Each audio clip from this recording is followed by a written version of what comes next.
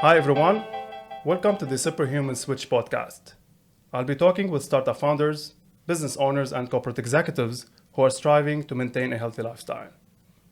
Today I'm joining a guest, Benoit Demeulemeester, where we are going to cover the topic of the ice bath and the breathing techniques that definitely they have a lot of health impact and health improvement on our lifestyle. Benoit has a long career in the banking and private banking, came to Dubai almost more than 16 years as a life coach and NLP coach who cannot get enough of nature. He's now working on helping people to stay in ice bath and breathe deeply for the health benefits. Benoit, welcome to the show. Thank you. Again, I will repeat the joke that we already discussed before the show. It's about your family name, and I was curious to see how I can pronounce your family name correctly, and I found that it's on the YouTube, almost 57,000 people trying to search how to pronounce the name. So I hope I mentioned it well. So again, welcome to the show. You did great. Well, thank you for being here. Who would have thought a few years back that I would be talking about health benefits coming from the banking industry. I've been 20 years a banker and then 16, 17 years doing executive search for high-level private bankers.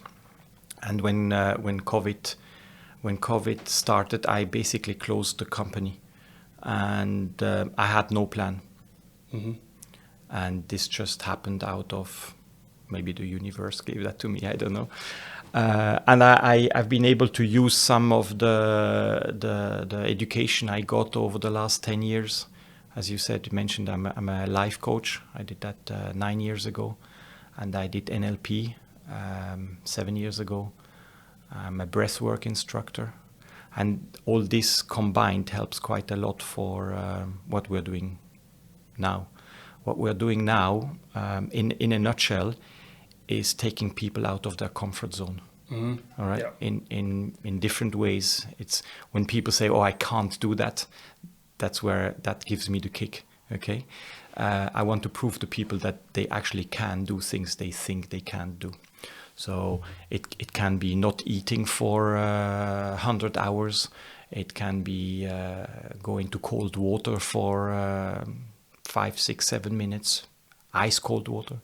It can be standing on a sadhu board, which is a nail board, which is quite painful when you do it for the first time. Okay. Your mind recognizes it as a painful thing. Or running in the desert in the summer, or holding your breath for 5 minutes. All things normal, average people think I can't do. And that gives me the kick, that I'll prove them. That's really interesting, and just to be honest with the way we started the podcast, I did some mistakes, and you told me that hold on, let's have let's do it together as a breathing techniques, and it comes everything, and everything is in a good setup. So thank you for that. I'm really I recorded this, and of course I will share this kind of practices. My relationship with this type of activities actually started since 2018. When I was aiming to climb a mountain, and I said to myself, okay, how I can prepare myself to this one. And the cold exposure was one of the things. I've been following Wim Hof.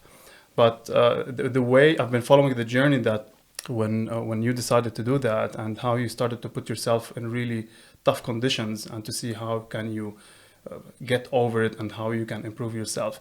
But I'm really interested to know what's the main thing that, okay, you went into these practices, and what made you decide that, okay, how can I help others by doing these practices, because they are beneficial from a mental point of view and from a physical point of view? It really happened by coincidence. When I started doing ice baths, it was just for myself. So in 2019, in 2019 I tested a lot of different fasting on myself, and I was preparing for 2020 to see how much cold and how much heat I can take. So on the heat side, being in Dubai, it's quite easy. The thing was to run 1 hour every week in the desert. Pretty easy, standard. You just go to the desert, run for an hour, come back. Because I thought when it's like 45, 50 degrees, that's probably where my body will reach the limits. And on the cold therapy, you mentioned Wim Hof. If you Google ice therapy or cold therapy, Wim Hof comes up, and I did that online course with Wim Hof. And I then, in January 2020, I did my first ice bath with a Wim Hof instructor here in Dubai. And then I was supposed to go to Poland with Wim Hof to do the 1 week in a hardcore in Poland, and everything was cancelled because of COVID. And then the journey started. So we were in lockdown. I did ice baths for myself. And then the neighbors joined, and then the friends of the neighbors joined. And then in June of 2020, still during full COVID, we opened an Instagram account, and people started wanting to do that, because most of the people who have that experience, even if it's just for once, it's such a strong experience. It's I don't know if you remember the first time you did it, but you will never forget it. Till today, and I can give exactly what are the stage, because it stuck to my basically brain how I went through the process. Yeah. But I'll leave it up to you, because we can discuss this point till today about the mental barriers that we can create before we jump into it. Yeah, and then it becomes like from, oh, I've overcome it, and then you do it on a more regular basis, and then you feel the benefits physically, but I think even more mentally, how you deal with those stressful situations, and it changes your life basically in many ways. I mean, at least it was me, and and since then we've helped just over 3,000 people, different individual, in Dubai, and to have that experience. We have a lot of regulars. They have chosen to put that into their lifestyle on a regular basis. Some people come once a month, people come once a week, people do the ice baths in the desert. We offer different experiences, but so that's basically my journey out of coincidence, basically. And I had no business plan. It's the first time I opened a company or started a business without any intention or financial feasibility study or whatsoever. And I tell you, it's been, I'm so lucky. I mean, what has happened, the messages we get from the people, I've never had that in my 40 years of 35 years of banking experience. You do things for people, etc. But those hugs people give you when they get emotional after the breathing, after the thing, has no price. The messages we get on WhatsApp, you changed my life, thank you so much. I feel, I mean, very, very deep messages we get on a almost daily basis. I don't run a gratitude journal anymore. I just read my messages.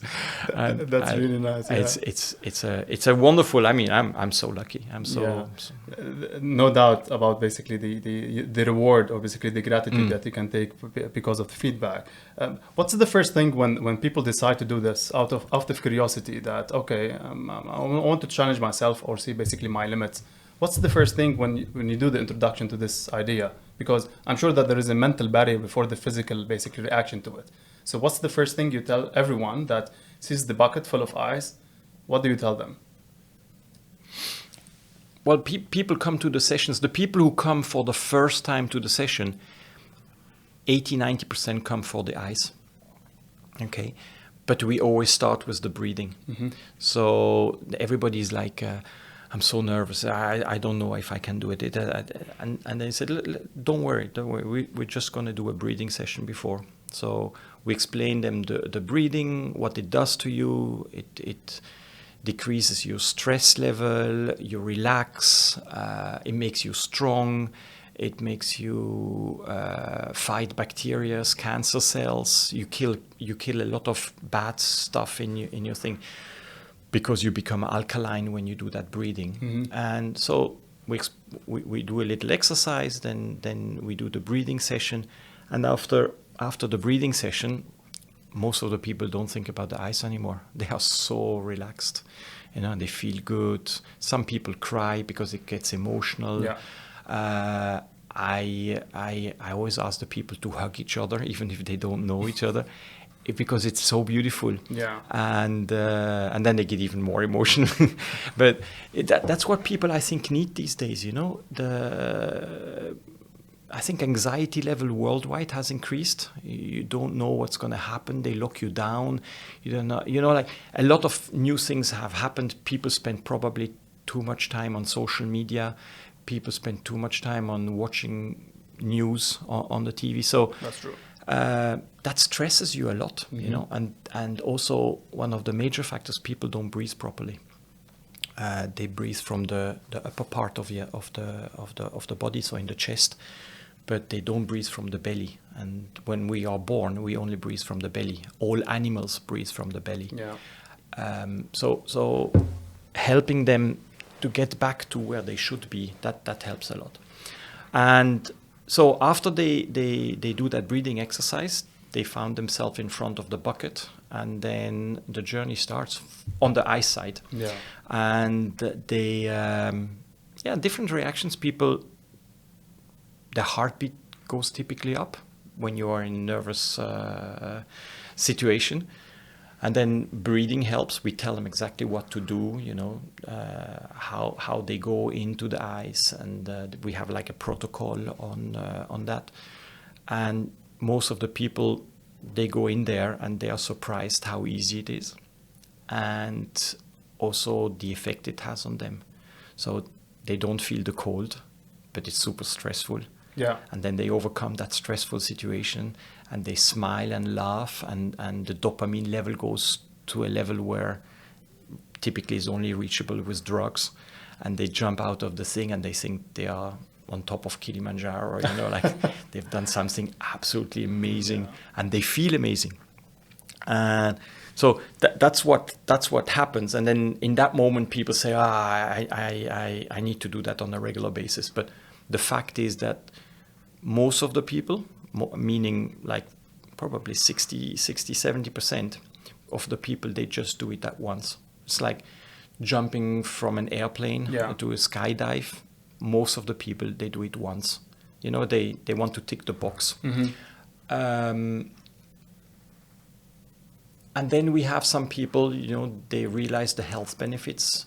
People who have asthma, people who have a high level of anxiety, people have psoriasis, people who have injuries, back problems, knee problems, etc. Or people who do a lot of sport and need it for recovery. Yeah. They don't need necessarily to do ice baths. You can go in cold water. There are other cold therapy. But the mental things, or everything which you have created in your body yourself. So you're typically not born with asthma. You're typically not born with anger. Okay. You're typically not born with anxiety. Those are things you create within yourself through stress, and the ice resets. So the moment you go in the ice, it's about surviving. Yeah. Okay, and it's the same thing than when your computer screen, all the program, nothing's working, the mouse is not working. You reset it. The only solution is you reset. Yeah. Okay, and it's a very good analogy, because the reset button until the computer restarts takes a minute or two, and that's the time you need to be in the ice, and you reset, and it's very, very strong emotions you go through, very stressful situation, and then once you've managed that, and then the windows pop up back on your computer, and they are more clear, and the mouse works perfectly, and everything works. That's exactly what happens when you are in the ice. Actually, I'm going to reflect a little bit of my experience, how I introduced myself, because when you do it by yourself, it requires more, a little bit like push. But what you mentioned about the breathing, this is where I strongly believe that the breathing is more important before you decide to get the cold exposure, because there are steps you have to do to regulate yourself, because you might face this during the first 20 seconds of the dip, and then how you can manage this one during and after. But what you just explained about the post activity, usually I go to the sun when it's sunny after this kind of like this activity, and I feel this kind of like the dopamine and the epinephrine like flushing into my body. I do a little bit like movement and stretching, and after that, like I at least have 4, 5, 6 hours of like energy, like alertness and focus. But again, going back to if I want to do it on daily basis, and for the people that really enthusiast about doing such an activity, what are your recommendation? Is like to do it on typically on daily basis? Because again, the resources or the accessibility to such thing, I think it's a bit challenge for them to do it like on daily basis or minimum 3 days per week. Yeah, well, I'm probably not qualified to give an answer to that. What is ideal? But if people want to listen to Andrew Huberman podcast, who is the neuroscience professor from Stanford University, he has one podcast about cold exposure, and he recommends to do 10 to 12 minutes of cold exposure per week to benefit, like ideally. He says if you have the possibility to have cold exposure on a daily basis, that is good. If you live in Switzerland and you take a cold shower, that is cold exposure, because the water there is very cold. Yeah. If I take a shower in my place here in Dubai, I don't think I have any cold benefits. It's quite. At all. There's no cold water. It's quite warm. Winter and summer, you have hot water. If you happen to live in a country where you have snow and you put yourself in the snow, that's cold exposure. I think even if it's cold and you don't put on a jumper and you take the cold for a while, that is cold exposure. So whenever you can have cold exposure, it's good for you. Yeah. Okay. So if you want to reach 10 to 12 minutes cold exposure per week in 2 to 3 sessions, that means you need to do 1 or 2 cold baths or ice baths and have some cold shower somehow in between, which is not accessible to everyone, as you said. I mean, I highly respect Andrew Huberman, and I listen to him, and I do what he finds out in terms of research. But I think it's also very important to listen to your body, not your mind. So if your mind says don't go into cold water, that the first thing is the survival instincts, not to go. Not to go. So you need to listen to your body, and this is maybe the most difficult thing. Even when you eat, you have a lot of people who, you have to be vegan, you have to be carnivore, whatever. I am always under the impression that you should listen to your body. But it's very difficult. You go in the supermarket today, the tomatoes don't smell of tomatoes. So your senses are, they are not there anymore to decide what you feel like. But if you ideally were in a supermarket and you feel like, I need cheese or I need proteins, if you listen to that, that would probably be good. What you do with the cold, you can go to ice baths, you can go and swim in here in January, February. It's a bit cold. It's a bit colder. I tried several times. Yeah? You feel the benefits. Feel the benefits. So what you do, you go in the cold water and then you go out and let the wind blow the thing. Then it's really cold. It's actually colder than being in the water. So those are little things you can do. And probably the best, if you want to take that serious, is what you did. You buy a fridge, you seal it, put water in it, and go there whenever you think it's needed to go there. And I don't know, you do it on a daily basis, or? What I'm basically doing as a protocol, I'm trying to make sure that I'm not doing it more than 3 times per week, which not to exceed the 15 minutes and not to have it below the 11 minutes. And this is the thing that I make sure that I'm trying not to make my body adapt to the cold and to have this kind of a shock system. Because the way I'm managing now, I'm learning how to create this kind of mental barriers, and how to tackle it before doing it, when I look into the water, when I dipped in the water, during the water, and post the water. This is the way I mapped it out. Excellent. But I'm making sure that I'm always trying to challenge myself, because either I drop the water temperature lower or I stay a little bit longer. But I'm trying to play around how it fits me. Sometimes I stop for 1 week because I see, okay, I got used to it. There's another little trick you can try if you feel too comfortable in the water. Just go in 2 minutes first time, then you get out. You stay 1 minute out, and you go back 1 minute. Yeah. 1 minute out, 1 minute. So every time in between, your body is trying to warm up, and you hit it with cold again. I love this. It's brutal. It's brutal, Yeah. and I think it's the shivering factor, how to activate the brown fats in the body. Yeah, that happens much quicker if you go in and out rather than stay long. Because when you stay long, there's no more blood in your extremities. It all concentrates on your body. When you go out, the blood goes in your extremities, and then you hit it with cold water again. I realized this, by the way, you feel it on the spot, how your extremities are getting colder. And again, going back to my first experience, which I loved it, is that when I had the first dip, the first 30 seconds were brutal. And I'm trying to hold it and not to overthink it, because I was focusing on the breathing. But what I realized after the 30 seconds, that there's a core temperature that started to like expand. I don't know where's the source of this heat. This is where I became like more comfortable. Then I got used to the water. But yeah, it's I just remembered the first time when you mentioned that. What was your experience the first time? This is exactly my first time. But yeah, I'm trying to change the activity, and now I'm starting to introduce the sauna, which is something that if going back to the hold cold. Yeah. When I do the sauna, and I'm trying to understand if I do the sauna after or the sauna before, because sometimes when I do the sauna, I jump into the cold water. I make sure that it's not more than 20 seconds, but I don't feel cold. This is because my body is already on fire.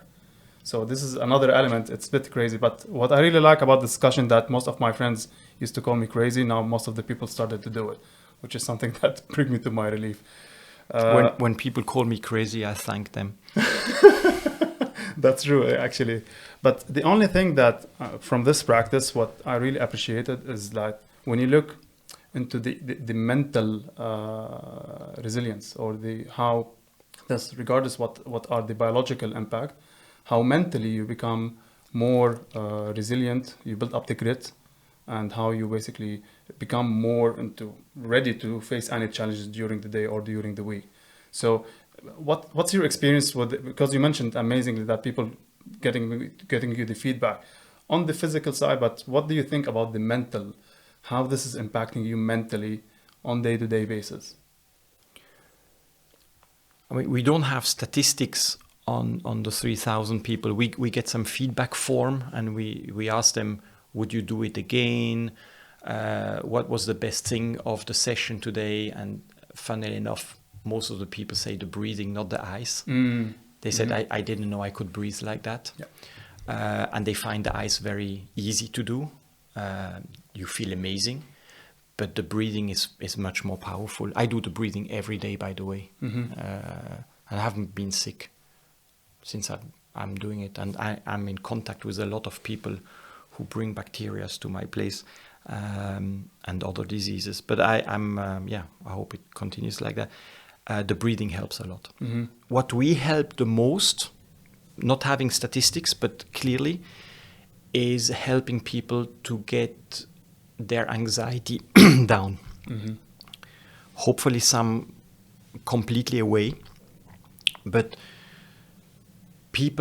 I had a girl a month ago, she started to cry before going into the ice. Her anxiety level was huge. And I, as a coach, I like to know at what level their anxiety is. Whatever there is, I ask her, what's your anxiety level? From 0 to 10. 0, no anxiety, and 10, like, unbearable. And she said, like, around 8. And then I said, look, I can't promise you anything, but I know from experience, people who go in the ice, the anxiety will be reduced by 1, 2, 3 points, Gradually. Yeah. And I said, ideally, what kind of level you could live with anxiety? And she said, like 2, 3. And then I said, let's go, and you just go into the water, and it was very hard for her. She panicked. She wasn't breathing properly, etc. But then she managed to calm down. And then typically the first time I take the people out after 2.5, 3 minutes, just to see how their body reacts and all that. And then they go back for a second round. And she started smiling, and I said, it's time to come out. She said, no, I'm not coming out. I said, why? And she said, the words are so funny. She said, my anxiety is melting away, you know? And she started crying. And so I left her like 4.5 minutes, and she came out. And she was a different person, literally.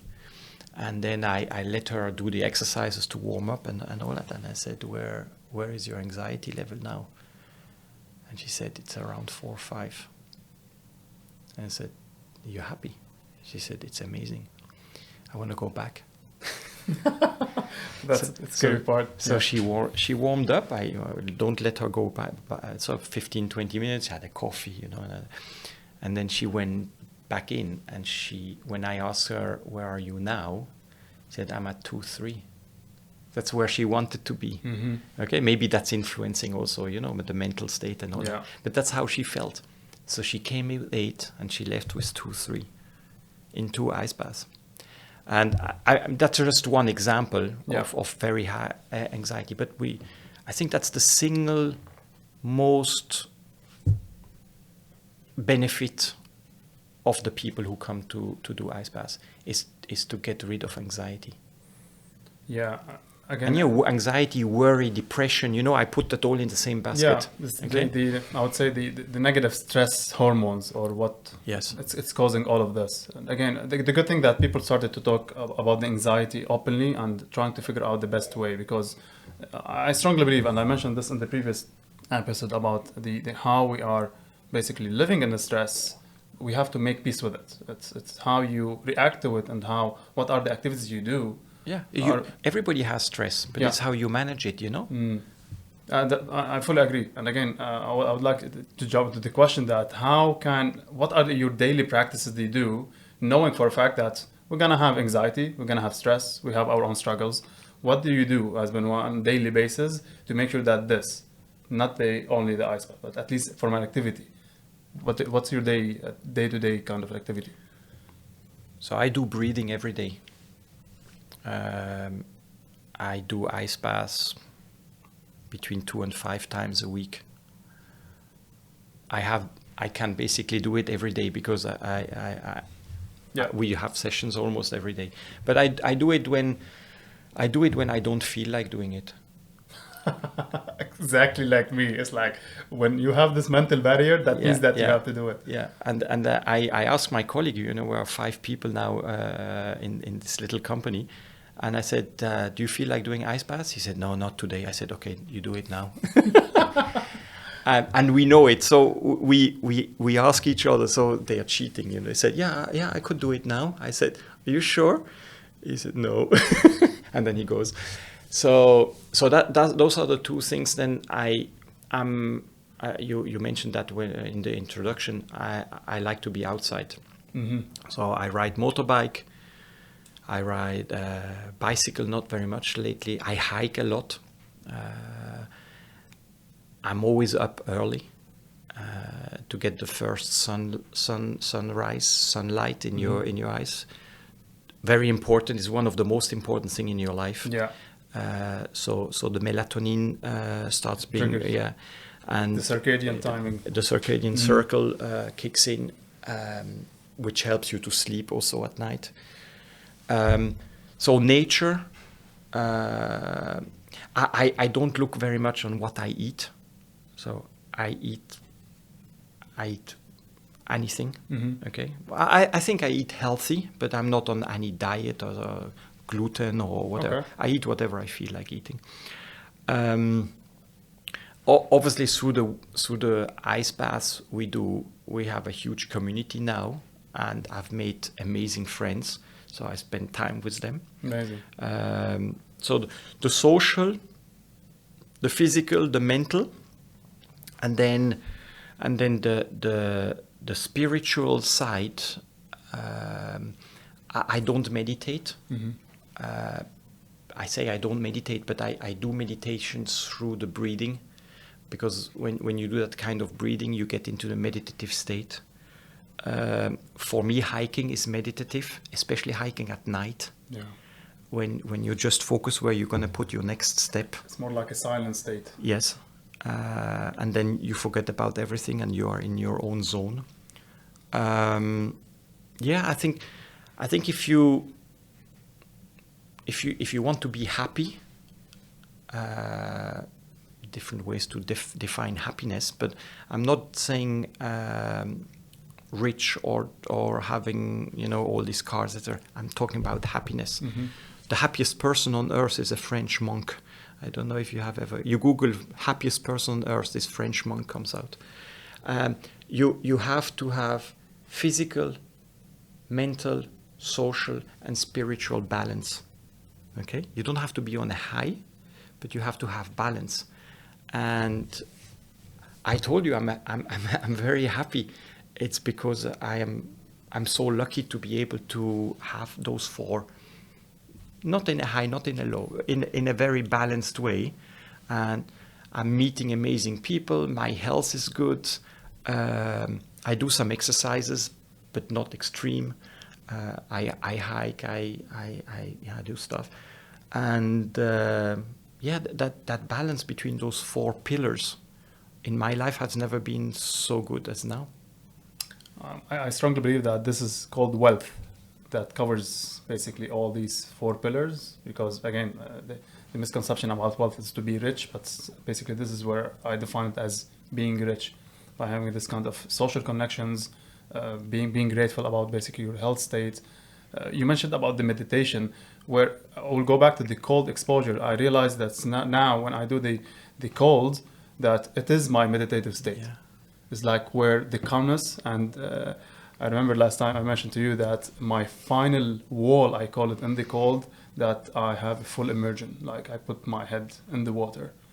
This 1.5 minutes for me is the most kind of like, okay, this is it. This is my time. It's emptiness. Emptiness. Huh? Yeah. Exactly. This is the right description. You put it right. That emptiness. It's like my brain, myself is how I kind of reflect of everything in a very calm, holding the breath. It's the most amazing part. Of course, the post, when I come up from the cold water, it's another state. But this part is my perfect meditative state. Although in the morning, I have my 15 minutes yoga and have my breathing techniques and the meditation. But this meditation is by far my favorite. And if you feel too comfortable, go in and out quickly. You will... I want to try this one because I'm familiar with it, but I didn't try it yet. I'm trying to manage my time, but I would love to do this one day, like having this kind of like intervals. Yeah. If you the day you do that, if you do 4 or 5 times, 1 minute in, 1 minute out, make sure you don't have meetings in the afternoon. Why? You fall asleep. You'll be so tired. Wow. Okay. You have a lot of energy in the morning because you do it in the morning, right? Mm-hmm. And it will kick in at like 5-6 hours later because your body needs so much energy to recover from that cold. Okay. You're just like. Okay. We had somebody, he did it 7 times on the beach once, and he literally he fell asleep on his desk. He just fall asleep with the head on his desk. He slept for an hour and he woke up. He didn't know what happened to him. Even if you do it more frequently, do you think your body will get used to this process? Because I guess you get used to everything, Yeah, true. To a certain level. Biologically, you get used to it. Yeah. This is when it comes to the recovery part. Again, a lot of benefits when it comes to the cold exposure. But the recovery part, the first question that most of the friends of mine that they are more on the athletic side, they ask, okay, when is the perfect timing to do it and how we can tackle it? Because this is the way I look into it, how to apply the cold exposure if you are doing strength training or like an endurance training. What's your observation on this one? Because a lot of questions about this, they are interested to do it and they want to incorporate this as part of the regimen, how to recover from a certain activity. Well, I think there's a little bit of a misconception on that. You have a lot of people who are high-level athletes, and they're by definition extreme. Otherwise, they wouldn't be good in what they do. Okay, they can take pain more than others. They can do things longer than other people, and that's what they are trained for. They can take punches more than others, and hence they are extreme. And when it comes to recovery, a lot of them are not really good. You tell them to stop for 2 days. No. I need to train. I need it. I need it. And it's a bit same with the eyes. I've seen that people who want to recover, they need it so badly, they wait too long until they do it. And then they think, if I stay 10, 15, 20 minutes, it's going to be better than doing it 3 times 5 minutes. Okay. And it's not the case. Okay. So the recovery is 2-3 minutes. Everything beyond that is mental. And you actually, I had a professional bodybuilder who was 2 days before going to a competition. His BMI was like at 5 limit in terms of health, etc. For a couple of days. But he needs that to show, and everything has to be perfect. And he stayed 14, 12, and 8 minutes in the ice. And he was in the hospital next day because the extremities, which are cold, they didn't open up for blood. So the whole blood was concentrated in his upper body, and his blood pressure was like 190 over 140 all night. Yeah. And those people, they know that they're going extreme, so they have all the measurement. He freaked out all night. He went to the hospital next morning, and they told him that he stayed too long in cold water, which I told him as well. But you can't talk to these people. Yeah. They are very strong, Especially, I think, strong-minded. Especially maybe because the body mass index was really low. He didn't have the stored fat to give him some energy, I believe. But you see, you have to if you want to recover, if you take an injection, it's not because you put more than it's going to be good. Okay, it's the same with the ice. Something is happening in your body. You need to take it the right amount. Not too much is not good. And in this competitive world where husband and wife are in the ice, who can stay longer? That's not a good thing. I can imagine that when spouses go to such activities. Yeah. In my case, actually, at last, my wife tried it once, and she liked it. Actually, the reaction of it, but she's always on the being cold all the time. My kids actually tried it, 13 and 9 years old, and they loved it. Sure. But my challenge actually from my wife not to expose them that much of such an activity. What's your advice on this when it comes to how you introduce this kind of activities to the kids? Kids, they are, if you don't put them under pressure and they go in, you help them to do it. But it has to be playful, We put the hands and we put the feet and then the legs. And then do you think you could sit in the bucket? I bet you can't, And then they do it.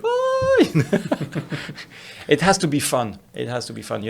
Never put them into, you need to stay 3 minutes. Otherwise you won't get dinner, You would cause them a trauma, maybe. Yeah.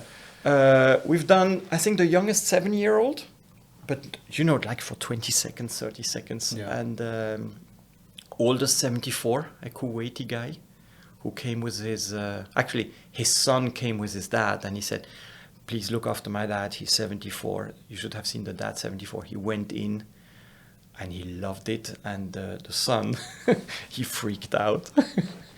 So it was the opposite of what he thought. He said, "Yeah, that's interesting. Yeah, it's a mindset." Yeah, we think that age plays a role, but sometimes when I felt it with my kids, that they are more excited to jump into it. I was like, okay, there is a process you have to follow. I cannot handle the responsibility. Of course, they are my kids, so there is an emotion element. But you see, if we go back to what I told you before, if you want to go in, it's because you don't need it, and if the kids are excited to go in, because they don't need it. They don't have anxiety. They don't have muscle recovery to do that. They breathe properly. Everything is fine for them. Of course, they're happy to jump in cold water. But when when your body is not functioning, etc., you have this restriction. Maybe what, can I have a heart attack? Can I have this? All these It's a nice perspective, by the way. Yeah, you're right. Yeah. Actually, it's even I think for the elders, they are okay, fine, let's do it. Well, nothing. I Right. live my life. Exactly. You see, it's a mindset. So yes, it has benefits for your body and your physical well-being, etc. But first is the mindset. When you go into cold water, it's your brain who decides if you stay in or not your body. That's really interesting perspective. How you incorporated the life coaching and the NLP into this activity? Life coaching in a big scheme, changing your lifestyle, but helping people to stay in the water for the first 30, 40 seconds until they pass that moment. It's only NLP. I mean, it's NLP is manipulating people, while life coaching is motivating people, and manipulating always has a negative connotation. Yeah. But when you help people to stop smoking and you manipulate them, that's okay, right? Mm-hmm. Or you manipulate your kids to eat broccoli, that's okay. Yeah, there is Right. always a positive spin towards the word manipulation. Exactly. So we use some techniques. Obviously, the connection, the eye contact. Sometimes we touch the hands. So we put our warm hands on their knees and The mirroring. the mirroring, all little things, because it's only 20, 30 seconds. You can't tell them, so what are your values in life, of the life coaching. It's very quick. So NLP works quite well. Okay. I think that's why we had only so few people. Out of the 3,000, we have only 15 people who didn't manage to do it. Okay, that's very good ratio. Or maybe there is the social pressure that I'm already there, so I have no choice.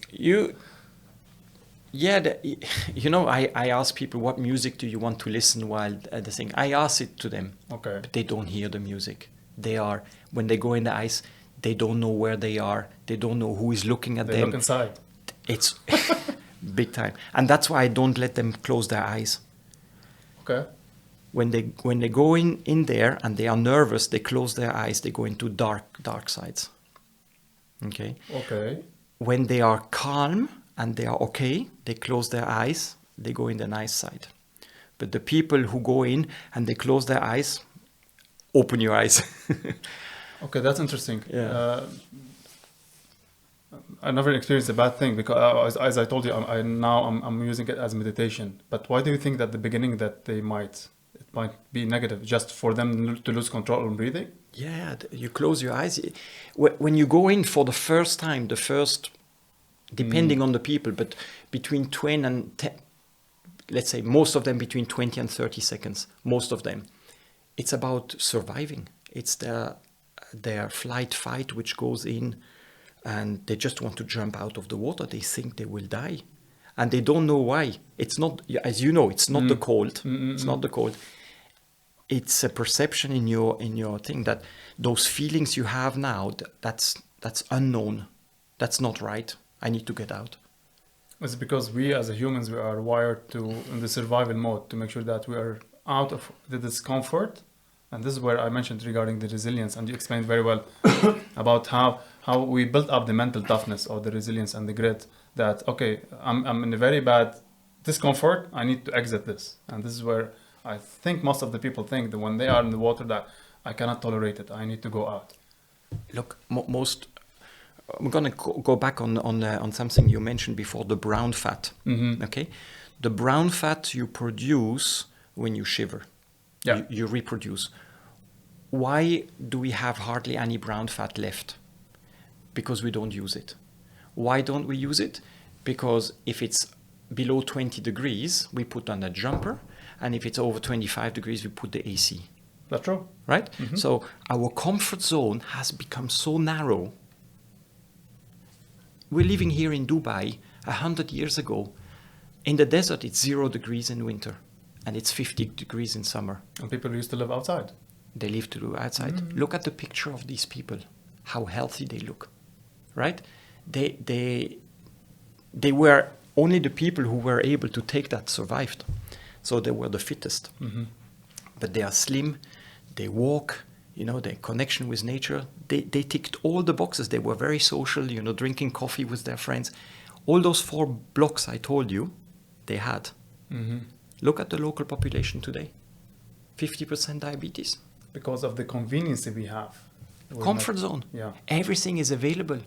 You don't need to get out of your comfort zone. You don't have to be cold. You don't have to be hot.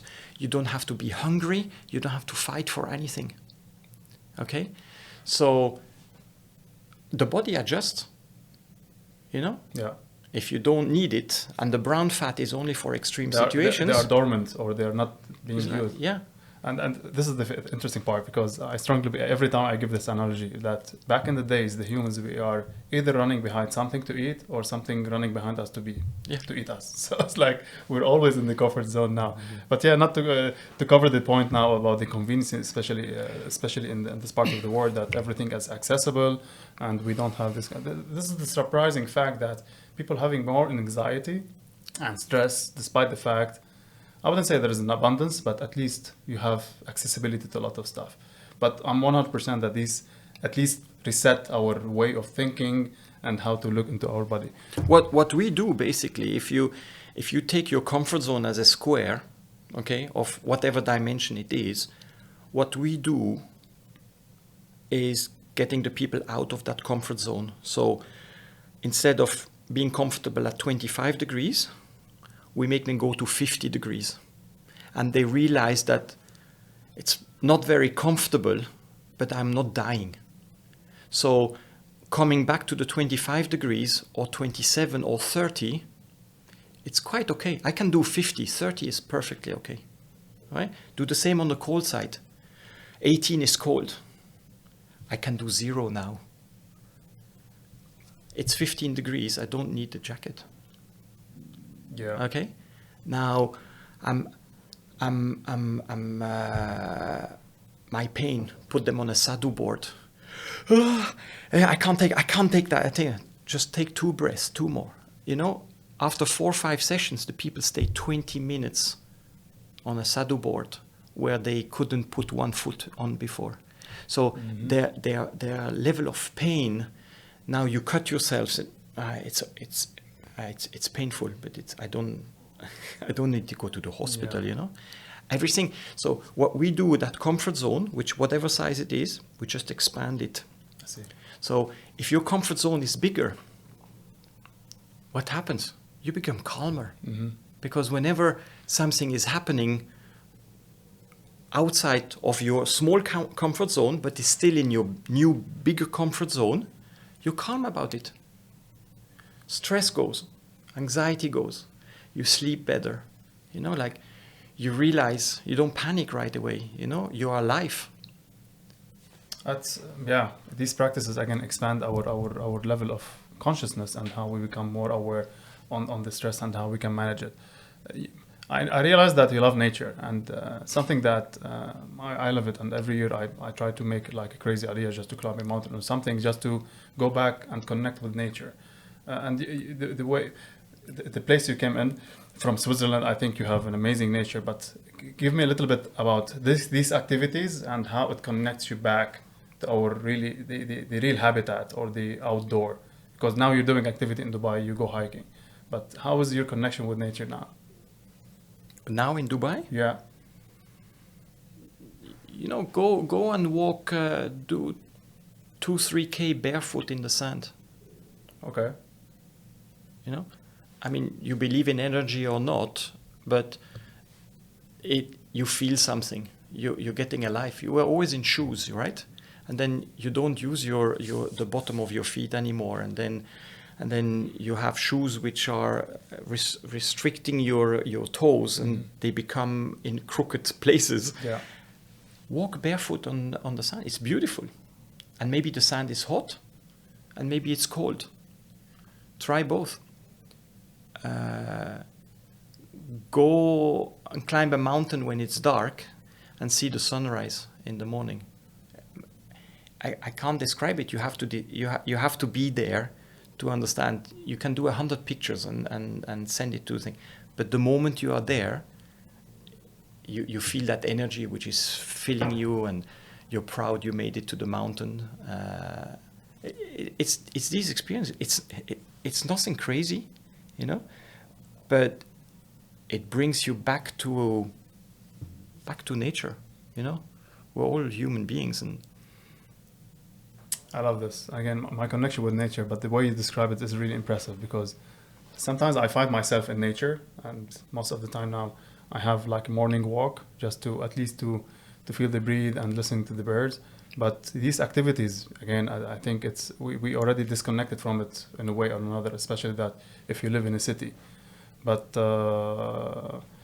Benoit, what's next? What's the plan when it comes to these activities? What are your future plans? I I don't have plans, except that the fact that we are helping so many people, it's so wonderful. It's actually very selfish, you know. Like you at our age, you know that giving is so much nicer than getting, right? True. You're happy to give birthday presents to your kids, but you're almost embarrassed to get anything from somebody else. You have that as well? I think all of us. Huh? Yeah. So giving is so much bigger than getting. We have like one of the things which gives me so much joy is we have a Down syndrome girl who also has autism. Her name is Ruby, and Ruby comes on Sunday after we have the morning session, the discovery session. She comes and tries and does kind of cold therapy. She puts only her head, sometimes the full body, sometimes only the hands, and we play with her. And her mom's just wrote a message yesterday on Instagram. It's like the fourth or fifth time she's coming. Her psoriasis is disappearing. She's so much calmer that day, but sometimes also the next 2 following days. Yesterday, her mom was looking for her. She was in the car already, waiting to come to us. Amazing. And so, you know, having experiences like that, it's amazing. So if I can do more of that, people who have disabilities, people who have addictions, alcohol addictions, smoking addictions, drug addictions, and to get them into nature and helping with the tools we have, the breathing, the walking, the hiking, the ice baths, you name it, all these non-invasive tools, natural tools, and to help these people to live again or have a better life. That's ultimately what if I can do any of that, that's cool. That's a positive selfishness, and that's really inspiring. Where people can find you?